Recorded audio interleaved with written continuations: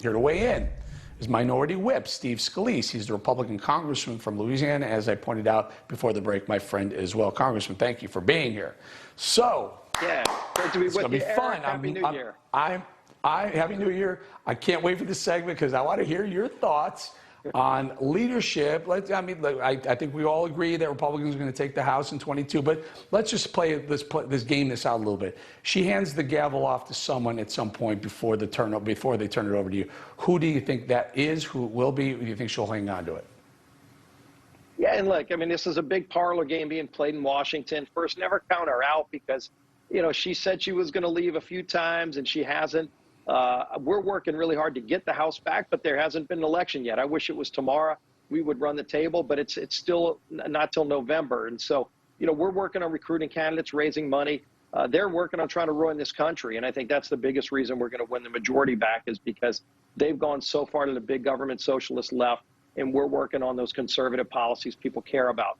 Who would take her place, Eric, after she leaves? I think you're going to see a massive fight within the Democrat conference that they've been needing to have, probably wanting to have for over 20 years, because if you look at their leadership, you know, the average age is probably in the low 80s. Our average age of our leadership is in the 50s.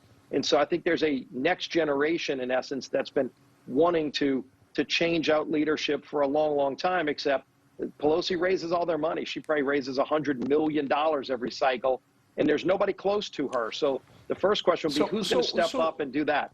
Who would, Congressman? Would it be? Is it one of the squad? Is it AOC? Does she want to do it? Is it Jayapal?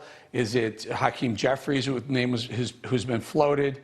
You know, or Schiff. I think that guy's a power hungry guy. He probably wanted that himself too, right?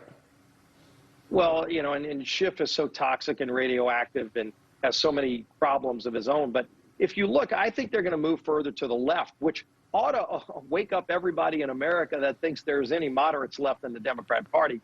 I mean, Pelosi used to be the bellwether of the left. She's a classic San Francisco liberal.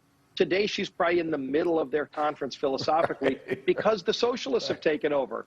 And so I do think it's going to be somebody further to the left of Pelosi. Anybody thinking there's any moderates or blue dogs left in the Democrat conference, please show them to me. Yeah. Every one of them has an F rating with National Right to Life, has an F rating with the NRA. They're not for anything that you and I are for. And so I think that far left shift is going to get even worse. And it shows you how out of touch they are. They don't learn from Virginia.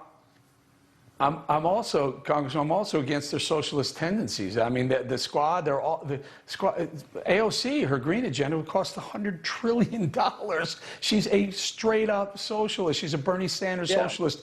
And clearly they don't live by the way, they don't practice what they preach. You know, they're out there, she flies, flies down to Miami, hanging out on South Beach without a mask, hugging strangers while she's telling you to shut down the economy and, you know, drive electric vehicles and, you know, plug your vehicle into a tree or something.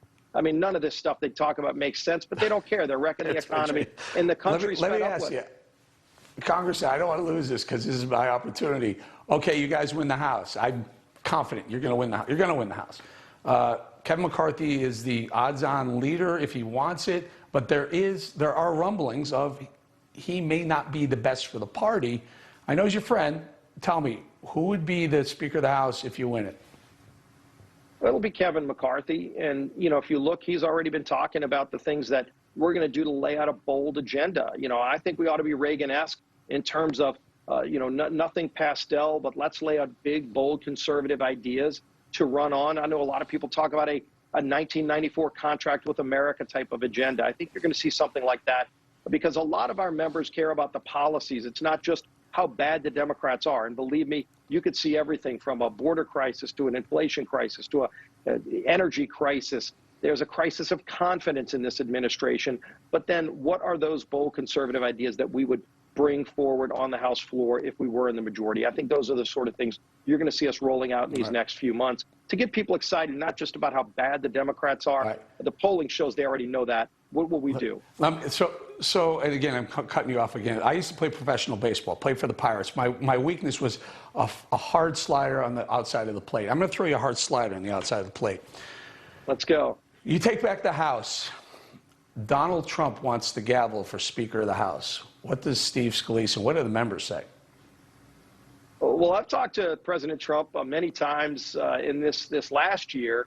And first of all, he's still very engaged. He wants to help us win back the House. Not one time has he said that he has any interest in coming back and being Speaker of the House. But he clearly wants to help us win the House. He held a big fundraiser for us in Tampa Bay just a few weeks ago, and we raised probably over $8 million at that event. It was a sold-out, packed event. Clearly, you know, the base of our party still loves what he's done. I think you can look back and say, you know, look at his policies. We wish we still had him in office right now. But, you know, in the end, I think he wants to help us get there.